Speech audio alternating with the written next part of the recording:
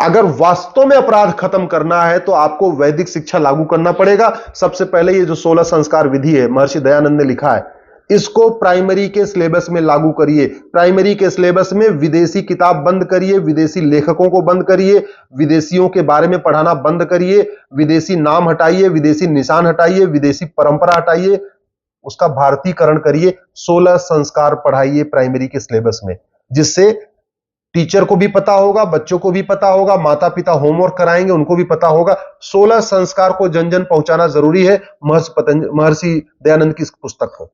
दूसरा, अगर आपको अपराध खत्म करना है, महर्षि दयानंद सरस्वती ने सत्यार्थ प्रकाश लिखा है, इसको प्राइमरी के सिलेबस में डालिए। सत्यार्थ प्रकाश पढ़ेगा बच्चा, उसका दिमाग ठीक होगा, मन शांत होगा।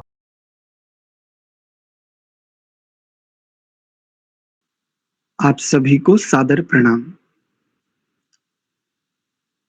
आइए अपनी कक्षा को आरंभ करते हैं। परमपिता परमात्मा की महती अनुकंपा से हम सभी को पुनः एक उत्तम अवसर प्राप्त हो रहा है।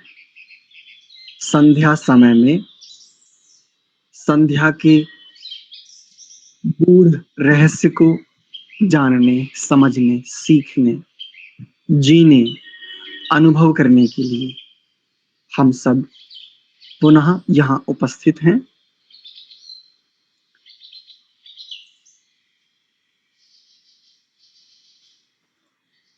पूरा आज का दिन अनेकों विचार, अनेकों संस्कार,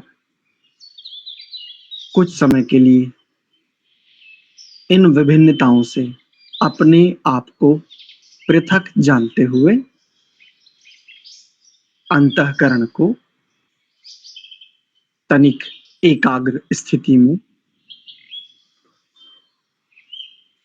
मैं इन सब कार्य, व्यवहारों, क्रियाओं, विभिन्नताओं, इन सब से पृथक एक निश्चित स्थिर सत्ता स्वयं के विषय में ऐसा विचार करते हुए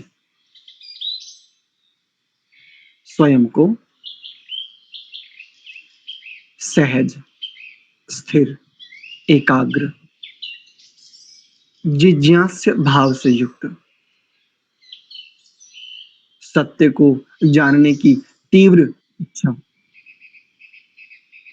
ऐसे सुंदर भावों का समावेश करते हुए चित्त की भूमि को बहुत अच्छे प्रकार से व्यवस्थित करते हुए, जिसमें हम संध्या के बीजों का बीजारोपण करने वाले हैं। अच्छे प्रकार से हम यह कर पाए, इसके लिए चित्त को थोड़ा तैयार करते हुए शुद्ध भाव से लंबा गहरा श्वास भरते हुए प्रणव का उच्चारण, मंत्र पाठ करते हुए कक्षा का आरंभ करते हैं।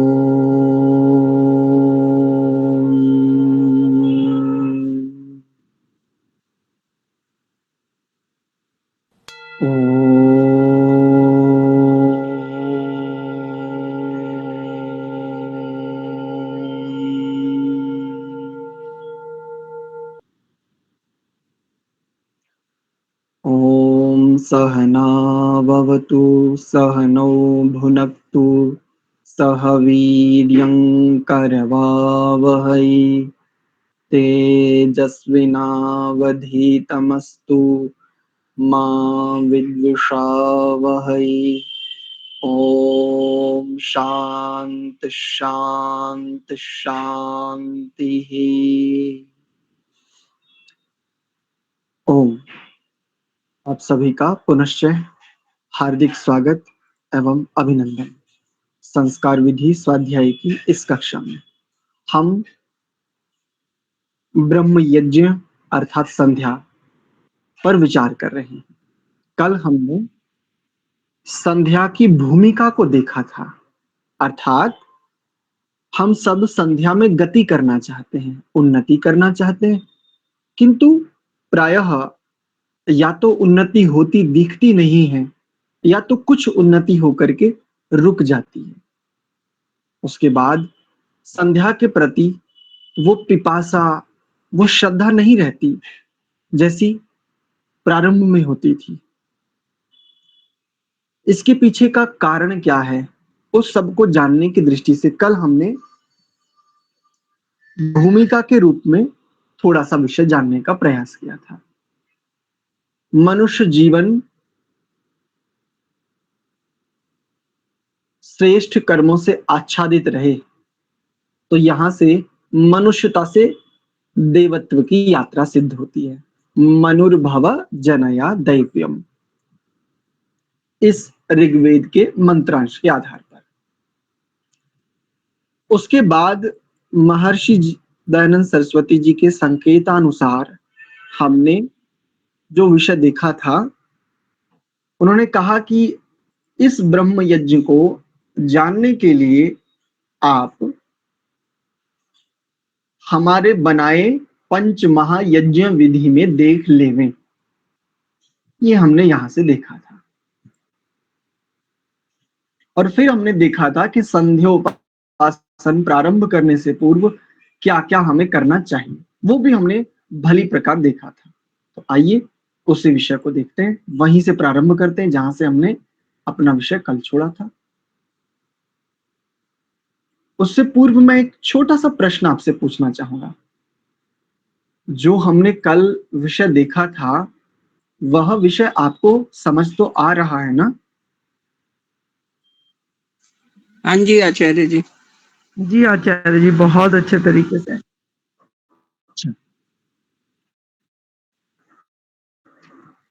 मैं भी पूरा Yes, प्रयत्न करूंगा जी, मैं भी अपना पूरा प्रयत्न करूंगा कि हम अच्छे प्रकार से, हम और आप, हम सभी मिलकर के हम गति कर पाए, उन्नति कर पाए, संध्या हमारे जीवन में सिद्ध हो, असिद्ध ना हो, भार ना हो।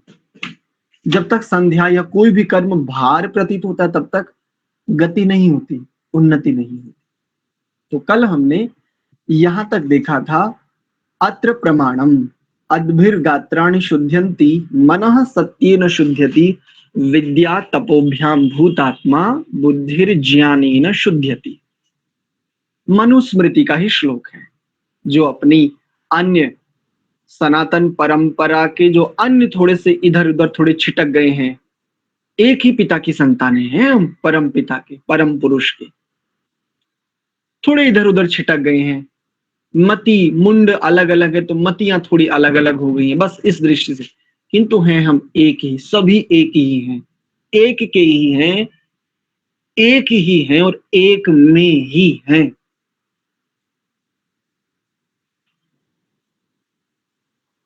वस्त्र मैला हो जाता है तो वस्त्र की शुद्धि के लिए हमारे पास साधन उपलब्ध हैं, जल और अन्य सर्फ, साबुन इत्यादि। शरीर मैला हो जाता है तो शरीर की शुद्धि के लिए, देह के शोधन के लिए, इसकी पवित्रता के लिए भी हमारे पास वस्तुएं उपलब्ध हैं। लेकिन गंभीर प्रश्न है, देखो इस छोटे से श्लोक में, मन यदि मैला हो जाए तो क्या करें? बुद्धि मैली हो जाए तो क्या करें? और आत्मा ही मैला हो जाए तो क्या करें?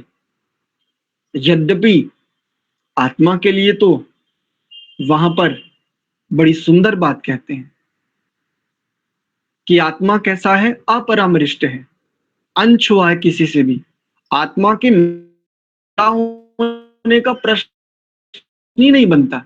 किंतु महर्षि मनु इस बात को कह रहे हैं, इसके पीछे कोई ना कोई बड़ी गहरी दार्शनिक बात है। आत्मा भी मैला होता है, अर्थात आत्मा का जो मुख्य साधन है जिसे चित्त कहते हैं, चित्त इसका दर्पण है, और दर्पण के ऊपर यदि धूल बढ़ती जाए तो दर्पण प्रतिबिंब ठीक ठीक नहीं दिखाता, ओझल होने लगता है, धुंधलापन आ जाता है। और धुंधलापन होने से पदार्थ बोध में, वस्तु तत्व के दर्शन में दृष्टा को बाधा आने लगती है। ये बाधा आना ही इसी को अविद्या कहा जाता है, इसी को अज्ञान शब्द से कहते हैं।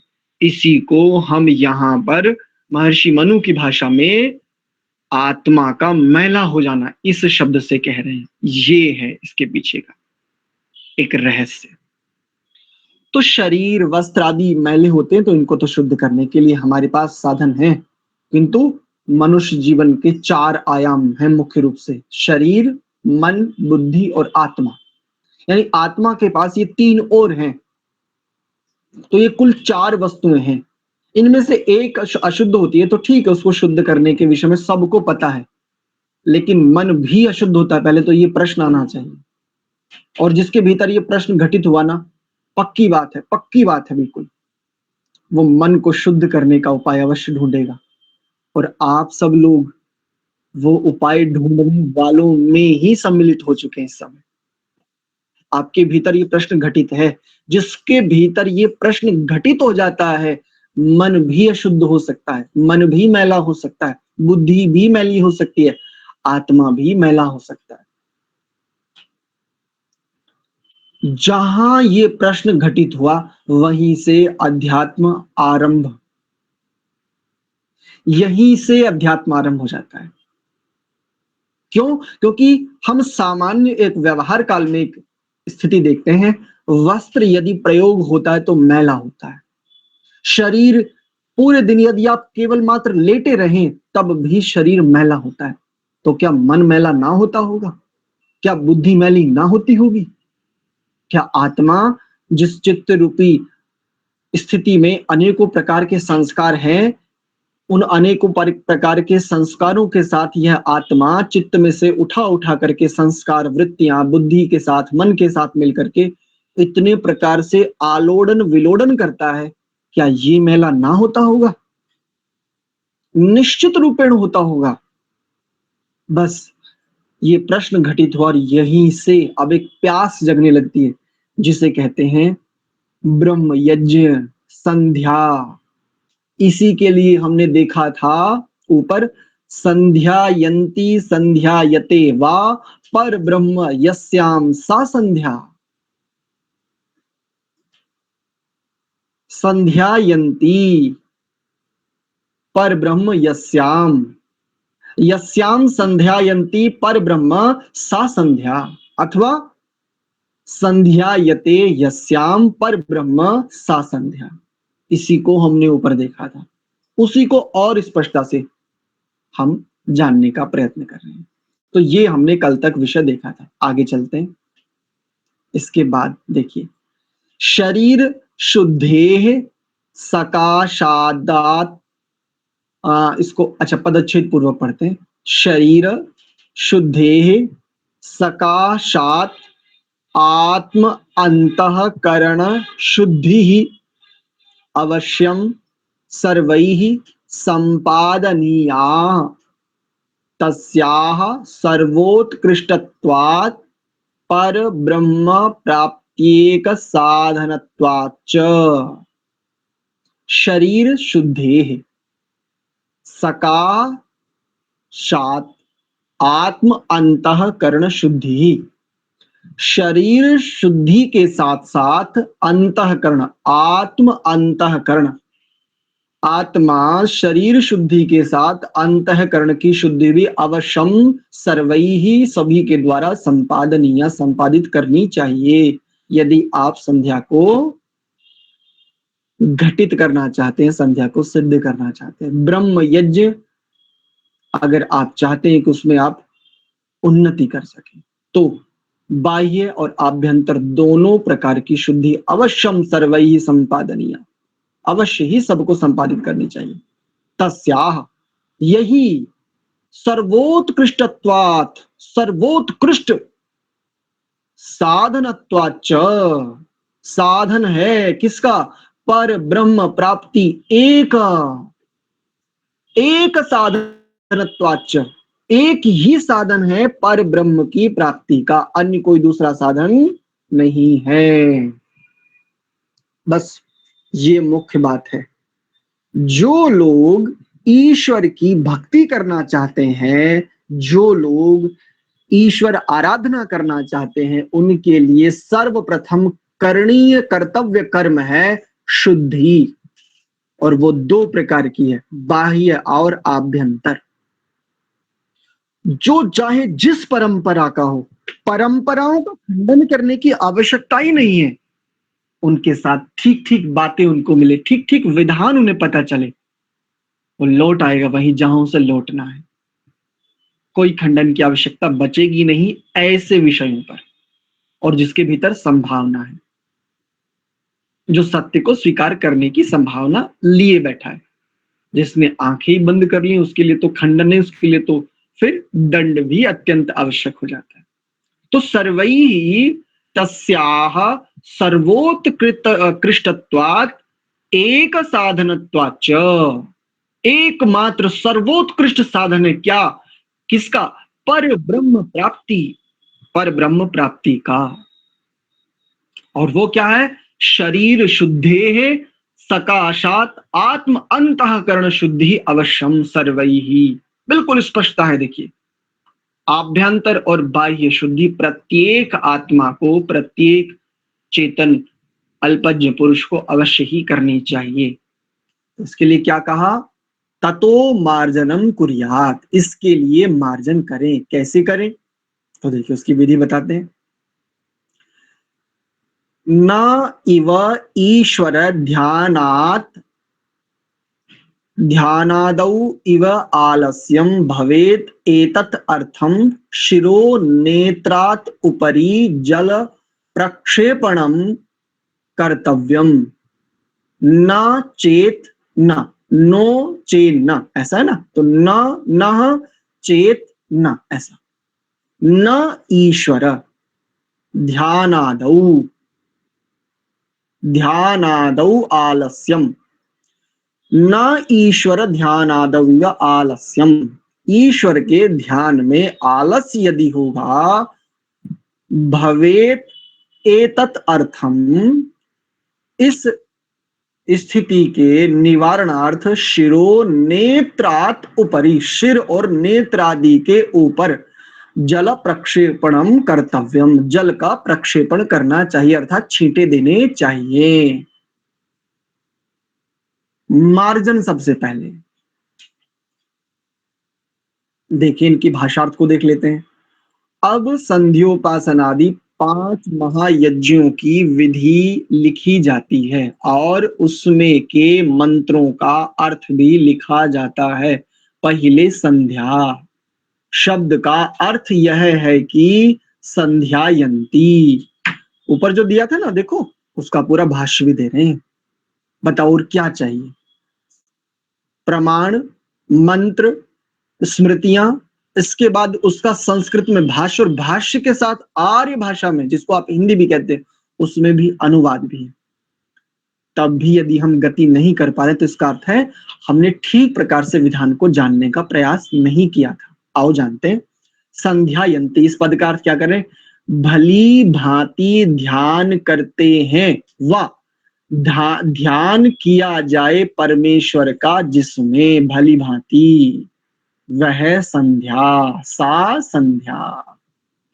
सो रात और दिन के संयोग समय दोनों संध्याओं में सब मनुष्यों को परमेश्वर की स्तुति, प्रार्थना और उपासना करनी चाहिए।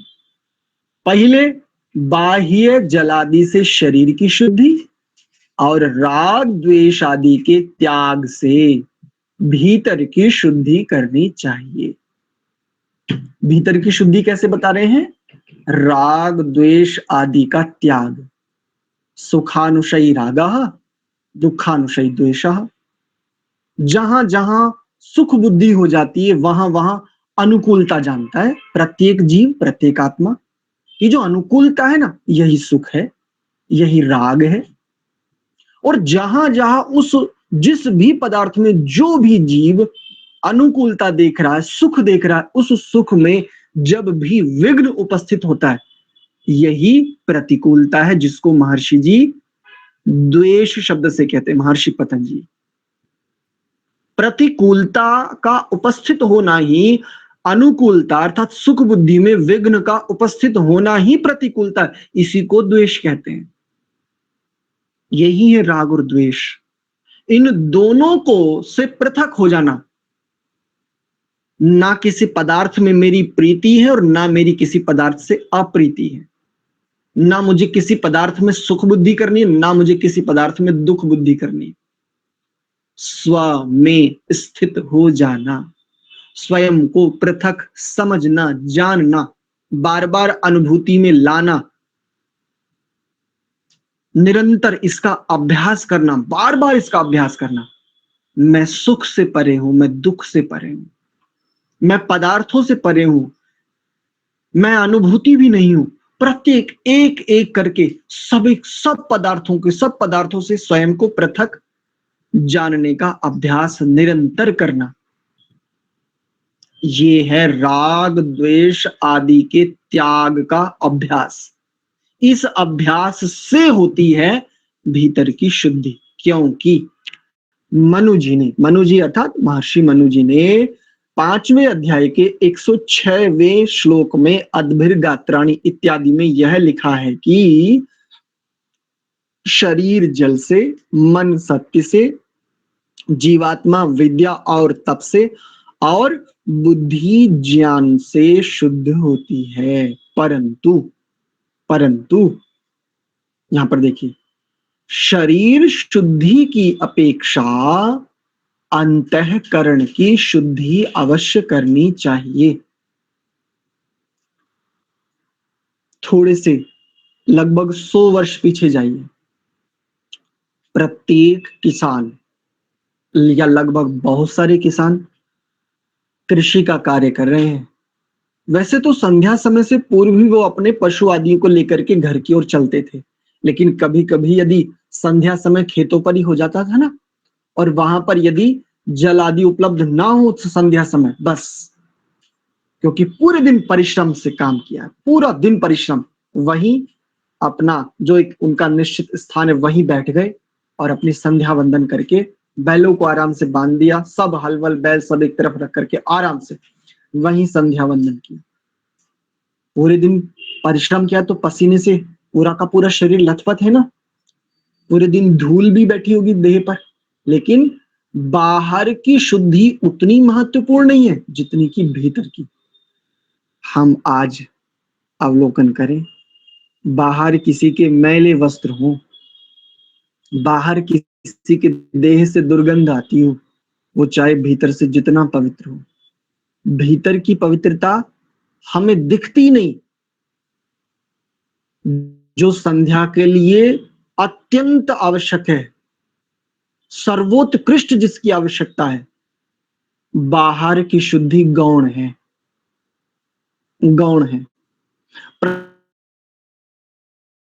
प्रत्याहार में ही बाहर की शुद्धि का संबंध हट जाता है, क्योंकि बाहर की शुद्धि शरीर में जो दुर्गंध आदि है वस्त्रों में, जैसे ही आप प्रत्याहार में जाते हैं वैसे ही ये संबंध हट गया। इसलिए भीतर की शुद्धि ये अत्यंत आवश्यक है। क्यों? हमारे भीतर 2 प्रकार के संस्कार हैं, एक विधि और एक निषेध। इसी बात को वेद भी बस ये 2 ही बात कहता है, एक विधि बताता है और एक निषेध बताता है। डू एंड डोंट्स, ये करना और ये नहीं करना। जो करना है वो संस्कार है, जो नहीं करना वो कुसंस्कार है। हमारे भीतर भी यही 2 चलते हैं। मन भी इन्हीं 2 को बताता है, संकल्प और विकल्प।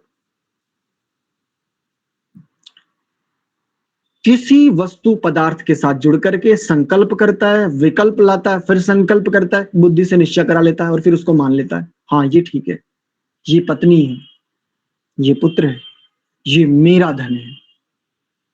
अरे ठीक से समझ ले, कोई समस्या नहीं है, तेरे लिए है, तेरा नहीं।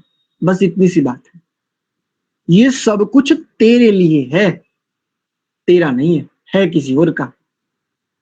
इस मत्व बोध को, इस वस्तु के साथ जो तूने ये बोध जोड़ रखा ना, बस इस बोध को ठीक कर ले। तेरे लिए ही है, इदम सर्वम, ये सब कुछ तेरे लिए ही है, बस तेरा नहीं, ये ठीक कर ले, बाकी सब चीजें ठीक हो जाएंगी। राग और द्वेष रूपी जो भीतर बहुत प्रकार का संस्कार है ना, संस्कारों से वृत्ति, वृत्तियों को फिर संस्कार, संस्कारों से फिर वृत्तियां, ये सारा का सारा जो द्वंद्व है, द्वंद्व कोई बाहरी थोड़ी है, असली द्वंद्व तो भीतर है। बाहर का तो बहुत छोटा मोटा सा होता है, बाहर का कोई द्वंद्व महत्वपूर्ण थोड़ी, भीतर का है। तो जब ये शांत हो जाते हैं दोनों प्रकार के, अच्छा मेरे लिए है, जब मेरे लिए है तो बस मेरा कहने से फिर लाभ क्या है?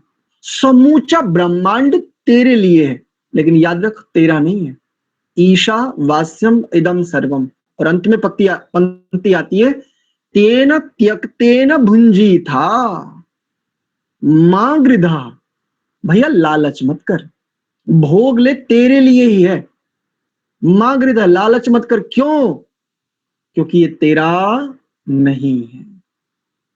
अब पत्नी मेरी नहीं है, मेरे लिए है। इस जीवन में जो आत्मा स्त्री देह धारण करके मेरे साथ उपस्थित है, वो मेरे जीवन की अनुकूलता, सुख, उन्नति आदि के लिए है,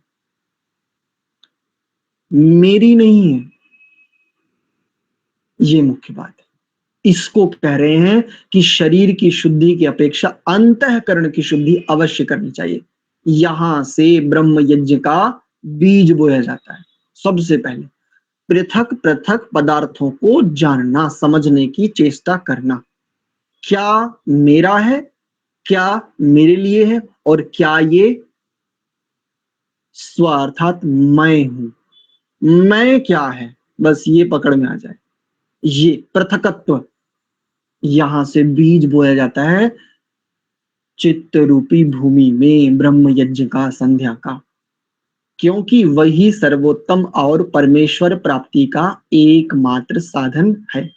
तब कुशा अथवा हाथ से मार्जन करें, अर्थात परमेश्वर का ध्यान आदि करने के समय किसी प्रकार का आलस्य न आवे, इसलिए सिर और नेत्र आदि पर जल प्रक्षेप करें। यदि आलस्य ना हो तो ना करना। विधान भी दे दिया और स्वतंत्रता भी बाधित नहीं की, बता दिया भाई आलस्य हो तो जल का प्रक्षेपण कर लेना, और आलस्य यदि ना हो, कोई आवश्यकता नहीं है, बिल्कुल मत करो। पुनः पुनर्न्यूनान न्यूनान स्त्रीन प्राणायामान कुर्यात। पुनः न्यून से न्यून, न्यूनान न्यूनान ऐसा है ना, तो न्यून से न्यून तीन प्राणायाम कुर्यात करने चाहिए। कौन कौन से करने चाहिए? आभ्यंतरस्थम वायुम नासिकापुटाभ्याम बलेन बहिः निस्सार्य यथाशक्ति बहिरेव स्तंभयेत। आभ्यंतरस्थम वायुम, भीतर में स्थित वायु को, नासिका पुटाभ्याम, नासिका के पुटों से, दोनों नथनों से, बलेन बलपूर्वक, बहिः बाहर, निस्सार्य फेंकते हुए, यथाशक्ति जैसा सामर्थ हो, जैसी अनुकूलता हो, बहिरेव बाहर ही, स्तंभयेत रोक लेवें। रोके रखिए, रोके रखिए। पुनः जब घबराहट होने लगे तब देखो क्या करें, पुनः शनैः शनैः गृहीत्वा किंचित तम अवरुध्य पुनस्तथैव बहिः निस्सार्येत अवरोधयेत च। पुनः धीरे धीरे गृहीत्वा, ग्रहण करके वायु को, जब घबराहट होने लगे उसके बाद क्या करें, धीरे धीरे वायु ग्रहण करें। किंचित तम अवरुध्य, थोड़ा सा समय, बहुत थोड़ा सा समय भीतर रोक करके, पुनः फिर से तथैव उसी प्रकार, बहिः बाहर, निस्सारयेत बाहर फेंक देवें, अवरोध ये च, और बाहर ही उसका अवरोध कर दें, अर्थात रोक दें बाहर ही, उसी प्रकार जैसे पहले बताया। एवं त्रिवारम, इस प्रकार 3 बार, न्यूनाति न्यूनम कुर्यात, इस प्रकार कम से कम न्यून से न्यून 3 बार अवश्य करना चाहिए, कुर्यात करना चाहिए विधिलिंग। अनेन आत्म मनसोः स्थितिं संपादयेत्। अनेन आत्म मनसो अनेन आत्म मनसोः स्थितिं संपादयेत्। इस प्रकार से आत्मा और मन की स्थिति का संपादन करें। ततो, यहां से देखिए, ततो गायत्री मंत्रेण शिखाम बद्ध्वा रक्षांच कुर्यात्। उसके बाद गायत्री मंत्र के द्वारा शिखाम बद्ध्वा, शिखा को बांध करके रक्षांच कुर्यात्, रक्षा करें। किसकी रक्षा करें? शिखा की करें क्या, या सर की करें? स्वयं की एकाग्रता की रक्षा करें। जो एकाग्रता प्रारंभ में स्नान आदि से लेकर के और प्राणायाम तक राग द्वेष आदि का त्याग किया है, पृथकत्व देख लिया, मैं इन सबसे परे हूं, मैं एक चेतन तत्व हूं, बस ये सब मेरे लिए साधन है मेरी उन्नति के, ये जान लिया। प्राणायाम से स्थिति संपादित कर ली, और ये जो संपादित स्थिति है, अब मैं ब्रह्म यज्ञ में अवस्थित होने जा रहा हूं, इसमें विघ्न उपस्थित ना हो, इसलिए क्या करे? ततो गायत्री मंत्रेण, गायत्री मंत्र के द्वारा शिखाम बद्ध्वा, शिखा को बांध करके रक्षांच कुर्यात, रक्षा करनी चाहिए। किसकी? जो हमने एकाग्रता संपादित की है, जो हमने चित्त रूपी भूमि तैयार की है, इसकी। अच्छा, यहां शिखा बंधन का तात्पर्य भी समझ लीजिए, अभिप्राय समझ लीजिए। केवल शिखा बंधन ही नहीं, अपितु वस्त्र, आपने जो वस्त्र धारण किए उस समय, आपके आसपास का समूचा वातावरण, वह भी इसमें आएगा। जो भी कुछ व्यवधान आपकी संपादित एकाग्र भूमि को, एकाग्र स्थिति को विघ्न डाल सकता है, उसमें उसको भंग कर सकता है, उन सब को ठीक कर लेना ही यहां पर शिखाम बद्ध्वा रक्षांच कुर्यात्, इस पद का अभिप्राय है। केवल शिखा बांधना ही नहीं, अपितु समस्त व्यवस्थाएं। उदाहरण के लिए एक छोटी सी बात कह करके आगे चलते हैं। उदाहरण के लिए मान लेते हैं हम किसी कक्ष में हैं, उस कक्ष में किसी आसन पर बैठे हैं या किसी पलंग पर बैठे हैं, उसके ऊपर हमने आसन वगैरह बिछा रखा है, और उस कक्ष में खिड़की खुली हुई है। वो खिड़की ऐसी है कि अगर वायु बहेगी तो वो खिड़की बार बार शोर करेगी, अथवा पर्दे लगे हुए हैं वहां पर और बाहर से वायु बह रही है, अथवा पंखा बहुत शोर करते हुए चल रहा है तो उसकी स्पीड को कम कर ले। कुल मिलाकर के ये सारी बातों का ध्यान रखना, ये मुख्य तात्पर्य है यहां पर शिखा बंधन का। कई लोग शिखा बंधन को मतलब केवल शिखा बांधना, बस ये शिखा बंधन मुख्य तात्पर्य क्या है? तो जो स्थिति संपादित हुई है वो उस स्थिति में विघ्न ना आने पावे, क्योंकि उस स्थिति को बनाने के लिए शौच आदि क्रियाओं से लेकर के दंत धावन, स्नान, उसके बाद राग द्वेष आदि का त्याग, पृथकत्व की सिद्धि, ये सारी की सारी व्यवस्थाएं, और प्राणायाम पूर्वक चित्त को, मन को शांत करना, ये जो भूमि संपादित हुई है, ये अब ये भंग ना हो जावे, ये मुख्य बात है। ठीक है जी, स्पष्ट है? तो यहां पर गायत्री मंत्र से जो शिखा बंधन है वो मुख्य रूप से इस बात का द्योतक है, जैसा कि इस मंत्र में भी आता है, धियो यो नः प्रचोदयात्, अर्थात बुद्धि पूर्वक ऐसी व्यवस्थाओं का संपादन जिससे कोई भी विघ्न उपस्थित ना होने पावे, ये मुख्य बात है। ठीक है जी। तो गायत्री मंत्र क्या है, इसका अर्थ भी देख लेते हैं। अब एक एक मंत्र का अर्थ जानते हुए चलते हैं अच्छे प्रकार से, ताकि हम संध्या में अच्छे प्रकार गति कर पावे, उन्नति कर पावे। तो सबसे पहले गायत्री मंत्र देख लेते हैं। गायत्री एक छंद है, जैसा कि हमने कल भी बताया था, और मुख्य रूप से जो गुरु मंत्र कहा जाता है वो तत्सवितुर्वरेण्यम, इस मंत्र को गुरु मंत्र कहा जाता है। वेदारंभ संस्कार हो, उपनयन संस्कार हो, अथवा अन्य उपदेश हो, सभी उपदेशों में हमारी जो प्राचीन परंपराएं हैं, आदिकाल से जो परंपराएं हैं, उसमें इसी तत्सवितुर्वरेण्यम इस मंत्र का ही उपदेश है, भिन्न भिन्न दृष्टियों से। 3 व्याहृतियों के साथ इसका उपदेश है, और 7 महाव्याहृतियों के साथ इसका उपदेश है, 5 महाव्याहृतियों के साथ इसका उपदेश है।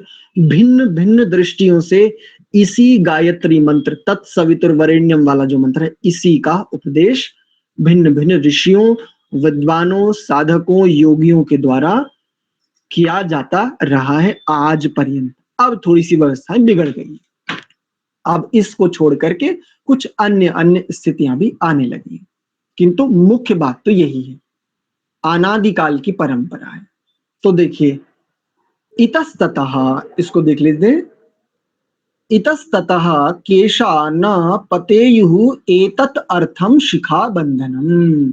इतस्ततः, इधर उधर, केशा, केश अर्थात बाल, न पतेयुः, इधर उधर न बिखरे, एतत् अर्थम शिखा बंधनम, इसलिए शिखा को बांधना कहा है। प्रार्थितः सन्नीश्वर सत्कर्मसु सर्वत्र सर्वदा रक्षेत नः, एतत् अर्थम रक्षा करणम। प्रार्थना किस लिए की गई है? ईश्वर से सत्कर्मसु, सत्कर्म में सर्वत्र, सर्वत्र सब जगह, सर्वदा और सभी समय में, रक्षेत रक्षा कीजिए, रक्षा के लिए, नः अस्माकम एतत् अर्थम रक्षा करणम, ऐसी प्रार्थना। अब सब कुछ मान लो कक्ष में बैठे और खिड़की खुली छोड़ दिए, और वहां से वायु बह रही है और वो खिड़की बार बार बज रही है, शोर हो रहा है, तो इसकी रक्षा परमात्मा थोड़ी ना करेंगे। या पर्दा बार बार शोर कर रहा है, अथवा बच्चे खेल रहे हैं, बच्चे शोर मचा रहे हैं, अथवा अन्य कोई व्यवधान आ रहा है, इसकी व्यवस्था परमात्मा थोड़ी ना करेंगे। बाहर की व्यवस्था का संपादन, शिखा बंधन का तात्पर्य बाहर की व्यवस्थाओं का संपादन मेरे अधिकार क्षेत्र की बात है। भीतर की व्यवस्थाएं जो मैंने प्राणायाम आदि के द्वारा संपादित की हैं, वो संपादन बना रहे।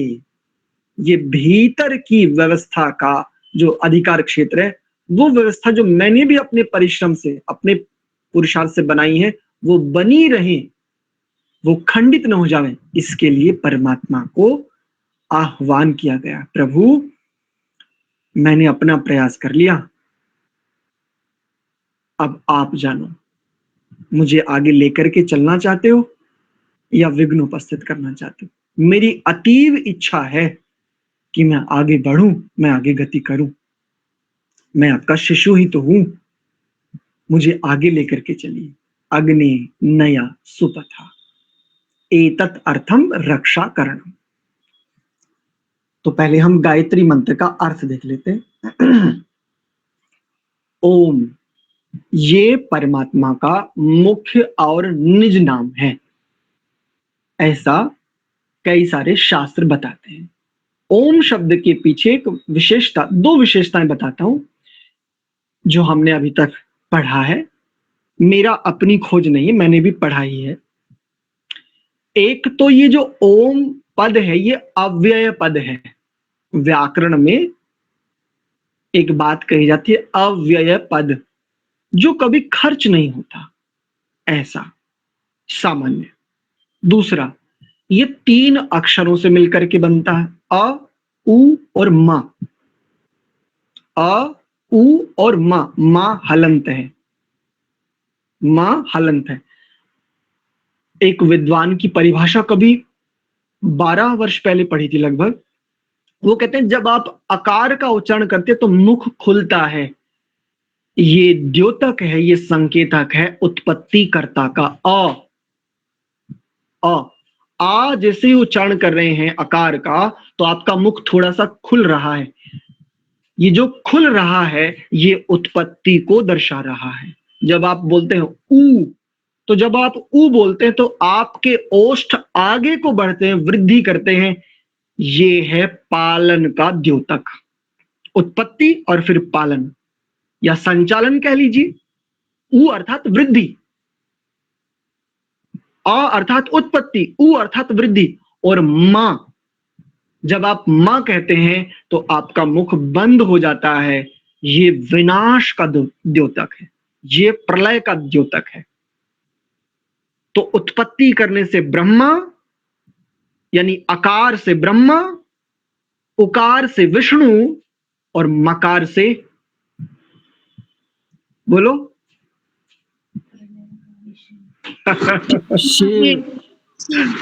बिल्कुल ठीक बात, महेश। ब्रह्मा विष्णु और महेश ये ही है, तीनों का समावेश है इस ओम एक पद में। मैं अनेकों आचार्यों से एक प्रश्न, मेरी एक जिज्ञासा है, अनेकों आचार्यों से मैं पूछता फिर रहा हूं लेकिन अभी तक कोई सटीक उत्तर देता नहीं। लगता है समाधि में ही जाना करके खोजना पड़ेगा। वो प्रश्न ऐसा सरल वैसे है भी नहीं, अस्तु। लेकिन ये एक बात मैं साझा कर रहा हूं आप लोगों के साथ जो मैंने पाया है ईश्वर कृपा और स्वाध्याय आदि से, कि आकार से ब्रह्म शब्द की सिद्धि हो कैसे रही है। मेरा भी ये प्रश्न है। जब सत्यार्थ प्रकाश देखते हैं तो वहां पर आकार से 3, उकार से 3, मकार से 3, वो 3-3 नाम बताते हैं और आदि शब्द लगा देते हैं। कैसे, ये आधार क्या है? तो ये मुझे एक छोटी सी बात कनेक्ट हुई जो बहुत गहरी बात मुझे समझ में आई कि जब हम ये बोलते तो मुख थोड़ा खुलता है, ये संकेत है उत्पत्ति का। उत्पत्ति करने के कारण परमात्मा का एक एक मात्रा ब्रह्म शब्द से कही जा रही है। ब्रह्म अर्थात उत्पत्ति करता, अर्थात मूल प्रकृति से सृष्टि का रचयिता, जो कि अल्पज्ञ पुरुष, एक देशी पुरुष कदापि हो ही नहीं सकता। ऊ जब बोलते हैं तो ओष्ठ बढ़ जाते हैं, वृद्धि करते हैं, ये है उत्पत्ति के बाद पालन अर्थात विष्णु। विश्लरी व्याप्त, बढ़े हुए को विष्णु कहते हैं। जो बढ़ जाता है, जो विद्या में बढ़ जाता है उसकी भी विष्णु संज्ञा हो जाती है। जो योग्यता में बढ़ जाता है उसकी भी विष्णु संज्ञा होती है। जो योग में गति कर लेता है उसकी भी विष्णु संज्ञा हो जाती है। योगी को भी विष्णु कहते हैं, आचार्य की भी विष्णु संज्ञा है, माता को भी विष्णु कहा जाता है, पिता को भी विष्णु कहते हैं केवल वीर्यदान देने के कारण से, क्योंकि तद्रूप ही हो जाता है। पिता, पुत्र पिता का ही तद्रूप है, इसलिए पिता की भी विष्णु संज्ञा है। तो उकार से जो विष्णु पद है वो इस प्रकार से सिद्ध हो रहा है। जब मां बोल रहे हैं तो मां कहने पर हमारे ओष्ठ दोनों बंद हो गए हैं, ये महेश अर्थात प्रलय का संकेतक है। ये हैं ब्रह्मा, विष्णु और महेश।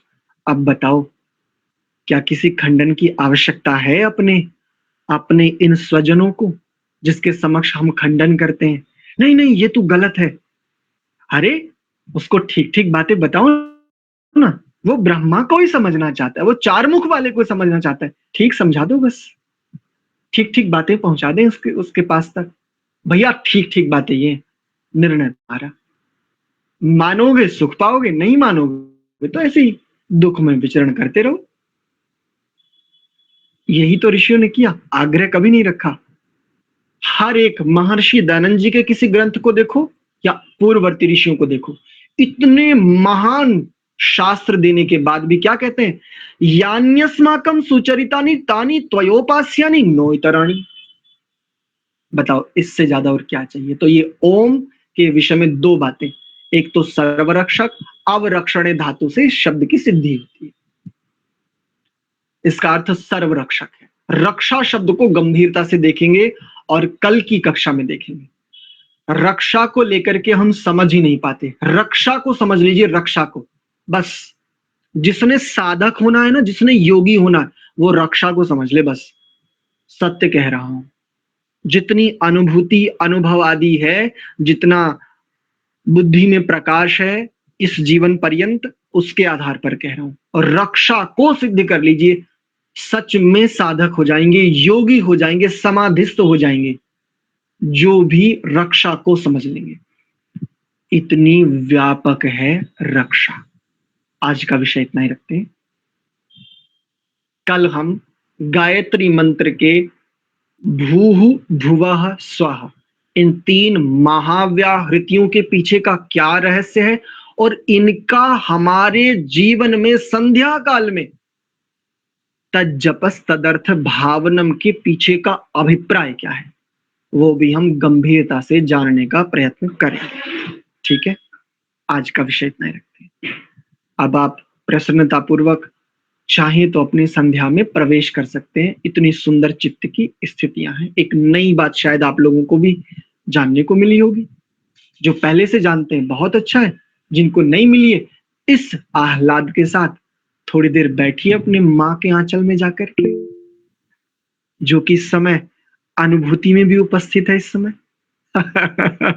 ठीक है, चलिए एक बार प्रणव का उच्चारण करते हुए आज के विषय को यहीं तक रखते हैं। आचार्य जी कुछ प्रश्नों का उत्तर नहीं देते, संदेह का भी। ठीक है, पूछ लीजिए। आचार्य जी ये जो ये बताया आपने, मनुर्भव का पूरा करा दीजिए। मनुर्भव जनया दैव्यम। जना जनया जनया जनया दैव्यम। दैव्यम, हाँ, ठीक है।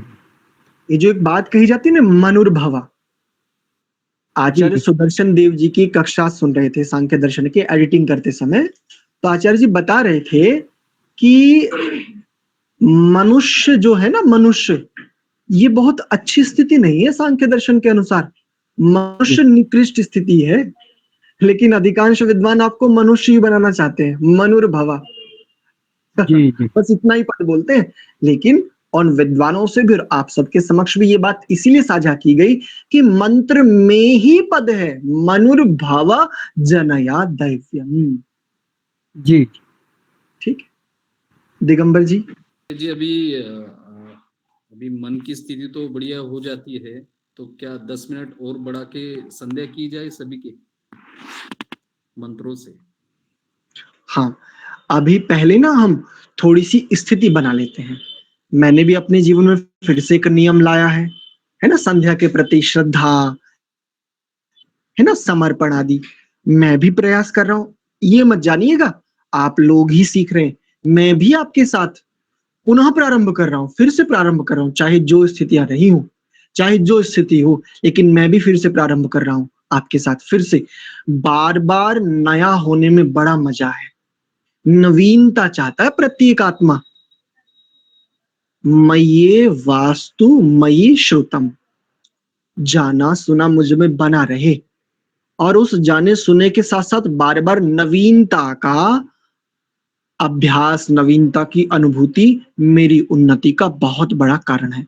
थोड़ा सा 1-2 मंत्र का अगर हम भाष्य यानी अर्थ का चिंतन, और चिंतन के बाद भावना, और भावना से मेरे भीतर घटित क्या होना चाहिए, अर्थात मुझे आचरण क्या करना है, 1-2 मंत्र का जान लेंगे ना, फिर हम आगे संध्या को भी आरंभ कर लेंगे।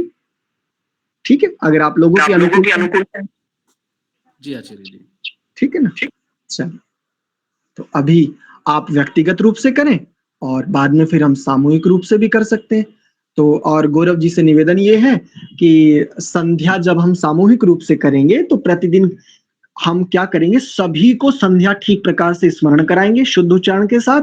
और प्रतिदिन पहले कक्षा होगी, कक्षा के बाद जो हमारा चित्त शांत स्थिर हो गया, बढ़िया भूमि बन गई है, अब हम क्या करेंगे, प्रतिदिन एक व्यक्ति संध्या कराएंगे, अलग अलग, है ना, प्रतिदिन कोई एक व्यक्ति कराएंगे, तो सभी लोग अच्छे प्रकार से संध्या के मंत्रों का शुद्ध उच्चारण भी सीखते चलिए, है ना, अशुद्ध आएगा उसको ठीक कराते चलेंगे और शुद्ध को सीखते चलेंगे।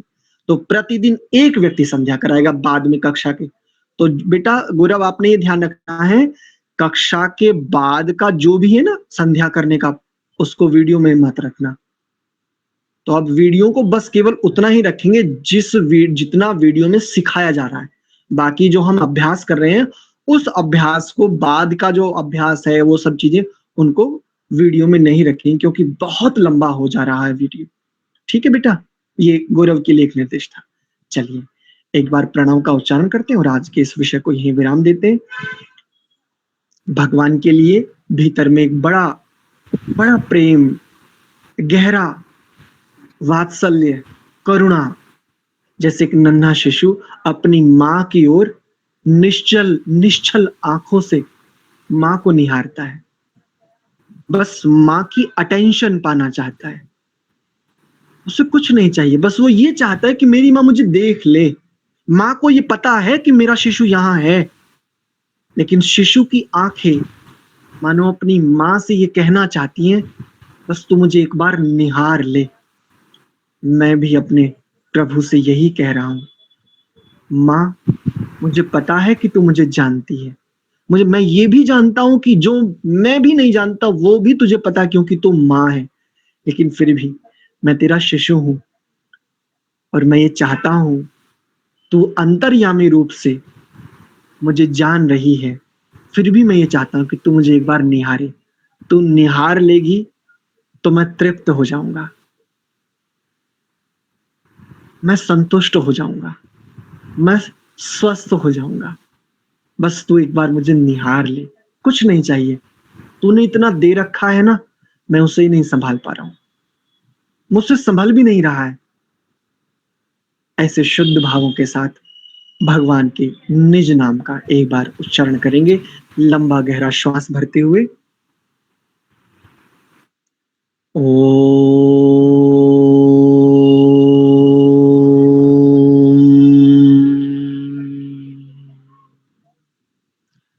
शांति, शांति, शांति। सभी को बहुत बहुत धन्यवाद, सादर प्रणाम।